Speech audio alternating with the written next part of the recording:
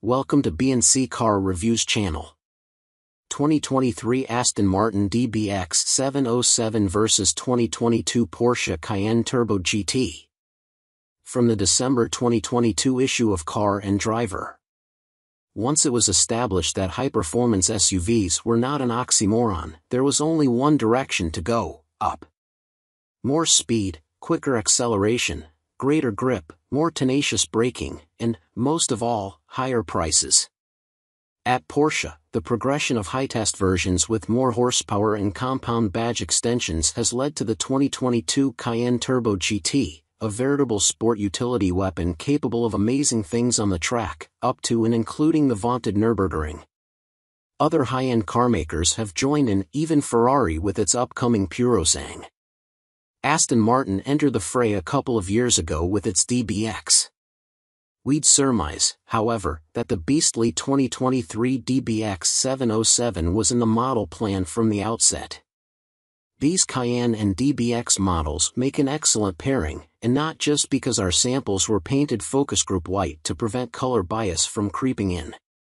Ferocious twin-turbo 4.0-liter V8 engines vigorously propel both, with the Porsche's 3,996 cubic centimeter powerplant generating 631 horsepower and the Aston wringing 697 horsepower from a mere 3,982 cubic centimeters.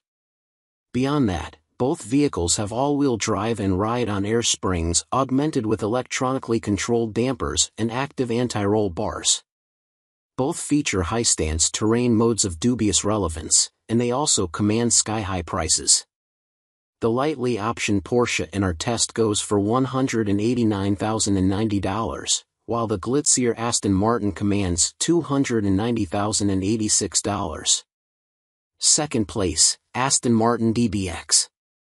If we determined a champion based on onlookers' attention, the Aston would take this win, hands down. People stopped us at gas stations, wanting to know what it was and snapping photos. When you view the vehicles side by side, this makes sense. The 707 has presence. Its fresh, modern styling is festooned with intriguing details, although the diffuser's fiddly spoiler is one we could do without. Highs: undeniably fast, roary soundtrack, stunning design. Lows: insufferable infotainment, eye-watering price. Verdict: if money were no object, we wouldn't object. The same is true inside, where the DBX comes across as interesting and layered. The seats and dashboard look as if some design capital was spent on them, and the carbon fiber center console is far more intricate and deliberate than the perfunctory stuff tacked onto the Porsche's door panels. But, as on the outside, the design would come off better if it were reeled in about 5%.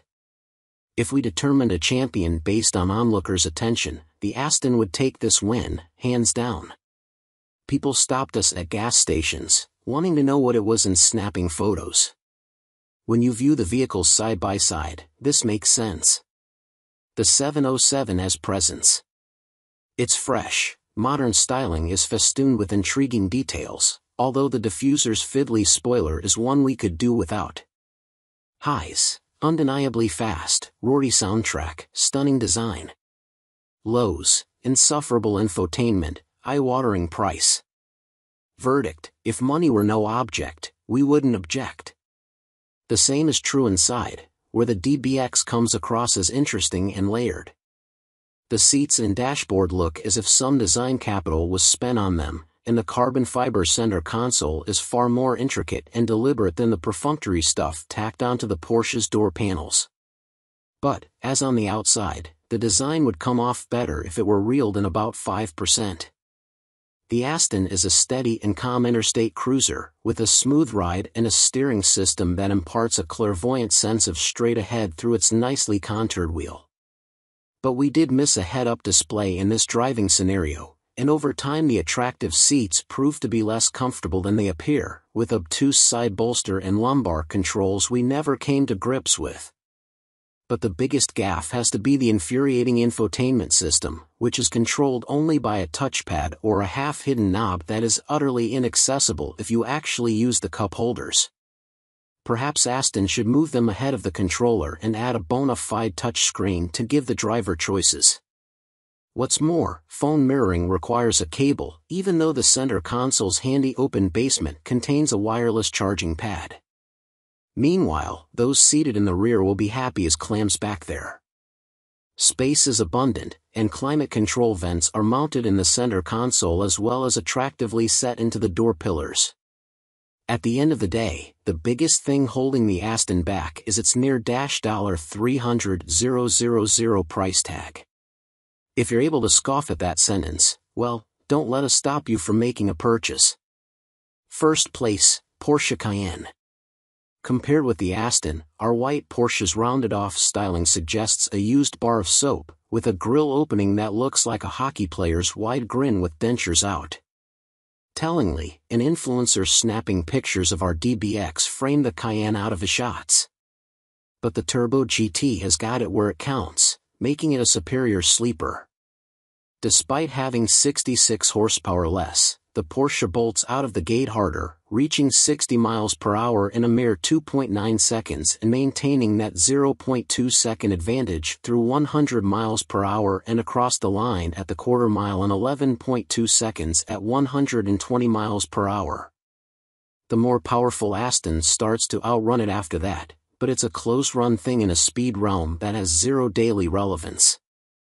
Back on Earth, the Porsche's 30 to 50 and 50 to 70 mph passing times trail the Aston by a tenth and 2/10, respectively. That's probably due to the fewer ratios of its 8-speed automatic, but the GT still delivers heady passing performance and benefits from a smooth shifting gearbox. Highs, immediate control response, grip for days, lower price leaves room for options. Lows, forgettable styling, flintier ride, seats only 4. Verdict, the Porsche of haul-ass SUVs.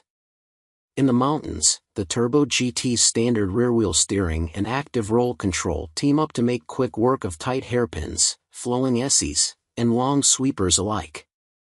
The steering response is laser-sharp, and the brake pedal feels immediate and intuitive. You just think about doing things and they get done. It's a oneness the Aston can't match. There's also grip for days, and that's not just in our head, a monster 1.03 Gs around the skid pad proved it. But there's a catch, one that likely accounts for the launch advantage, the immediate turn-in response, and certainly the lateral grip, but curiously no significant stopping distance superiority. The Turbo GT's Pirelli P0 Corsa PZC4 tires have a scant 80 treadwear rating, the Astons are 280. That's so extreme, they wouldn't be legal at an SCCA autocross. Tire Rack classifies them as streetable track and competition tires, and we doubt they'll last 10,000 miles. Still, perhaps from the perspective of the happy side of a $100,000 price gap, chucking a lot of them at the Porsche feels affordable. That yes, but theme continues on the open road, where the Turbo GT's standard Alcantara steering wheel feels like, as senior editor Alana Scher put it, an elderly cat, all bones and fur. Rest assured, there's a more comfortable, and heated, wheel on the typically extensive Porsche options list. The same can be said of the dual-zone climate control, which can be upgraded to 4 zones with a comparatively modest spend. The DBX has a standard 3-zone setup, and our Porsche's lack of adaptive cruise control. The standard 8-way sport seats are comfortable over the long haul, though, and they do much to take the edge off rougher roads. That said, you could also upgrade to 18-way chairs. What you can't option away is the slightly less compliant ride, the 4-place seating, and the 1 mpg worse EPA combined fuel economy rating, which relates back to the gummy tires and the cog-deficient 8-speed automatic. But there are 100,000 reasons why this doesn't matter, and there's no denying that the Porsche Cayenne Turbo GT is the more potent and rewarding sport utility weapon. Plus, if that interested influencer is any indication, the local constabulary will likely direct their attention to the Aston instead. 2023 BMW iX M60 is an EV that delivers power and exclusivity. Back in the early days of the BMW 2002, BMWs were rare and driven mostly by enthusiasts. They often flashed their brights upon encountering another member of the then tiny tribe. These days, BMW sells around 250,000 cars a year in America, and their drivers are neither committed nor rare enough to observe such niceties. But with the electrically powered 9, BMW might well recreate that exclusivity. Although it's roughly the size of the X5, the iX has little in common with that established SUV, structurally or visually. The iX was introduced as a newly developed 2022 model with a unique structure made from high-strength steel, aluminum, plastic, and carbon fiber. The chassis uses a mostly aluminum control arm suspension with dual lower links in front and a multi-link layout in the back. It sports a giant version of BMW's vertical rendition of the traditional twin nostrils, and the iX lacks the full-length character lines of most BMWs. It's a rather shapeless lump, particularly in the counter-smothering storm bay metallic hue of our test car. However, it is a smooth lump, with a drag coefficient of 0.26. 9 M60 performance. The iX launched as the xDrive 50, but now BMW has added the more powerful 9 M60. It boasts uprated front and rear electric motors producing a maximum of 610 horsepower, in sport mode, and up to 811 pound-feet of torque, using launch control. These figures are up by 94 ponies and a whopping 247 pound-feet compared to the xDrive 50. Highs: impressive real-world highway range, warp drive acceleration, sitting inside it. As you'd expect, these increases are noticeable. Acceleration to 60 miles per hour consumes but 3.2 seconds, and the quarter mile is covered in 11.5 seconds at 120 miles per hour, both figures almost a second better than the already quick xDrive 50. For a machine that weighs the better part of 3 tons, such acceleration is amazing. And thanks to its instantaneous response and shift-free acceleration, the M60 feels even quicker than these figures. With a twitch of your right foot, you can pass just about anyone, anywhere, at any speed, with little effort. On a winding mountain road, this acceleration slingshots you from corner to corner with nearly the intensity of a 1,000 cubic centimeters crotch rocket. Driven this way, you need more than regenerative braking to slow you down, and the M60's big discs are up to the job. In our testing, they hauled the M60 to a stop from 70 miles per hour in 160 feet. To match its driver's preferences, the M60 offers multiple levels of reg and braking, as well as one-pedal driving, which requires only brief adaptation and is very convenient in urban driving. It's a feature you quickly get used to. Air springs and rear-wheel steering, both optional on the xDrive 50, are standard here. Though the M60 bends into corners willingly at a fast clip, there's no mistaking that you are piloting a massive machine. And despite the 275/40 or 22 Bridgestone Alenza 001 tires on our test vehicle, the maximum corning grip is only 0.87 g, 1 count less than the xDrive 50 managed. Blasting effortlessly through everyday traffic is more suited to the M60's inclinations. In that role, the M60 is remarkably capable. It rides very nicely, thanks to the adjustable shocks and air suspension at all 4 corners. Road noise is also reasonably low, and there's plenty of space inside.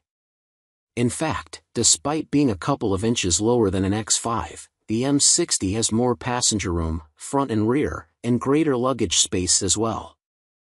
Ritzy, tech-forward interior. Its interior appointments are also very nice, with lovely perforated upholstery and the same cut-glass crystal-like controls for seat adjusters, volume controls, and iDrive knobs that you find in the just-introduced new 7 Series models. It's a comfortable cabin for your journeys. The instrument layout is very much in the current BMW idiom, with the curved display incorporating a 12.3-inch LCD instrument cluster in front of the driver and a 14.9-inch display for iDrive 8, in the center of the dash. It's an attractive, legible, and usable arrangement, though the so-called hexagonal steering wheel is a fashion affectation that partially blocks the cluster and is hardly necessary for thigh clearance. Many of the instrument cluster configurations provide information in a random and not necessarily attractive fashion. And the iDrive screen has 37 icons, each representing functions offering submenus of varying degrees of complexity. For example, you can select an option that tries to replicate the ambience of an internal combustion engine but sounds more like a wheezing turbine.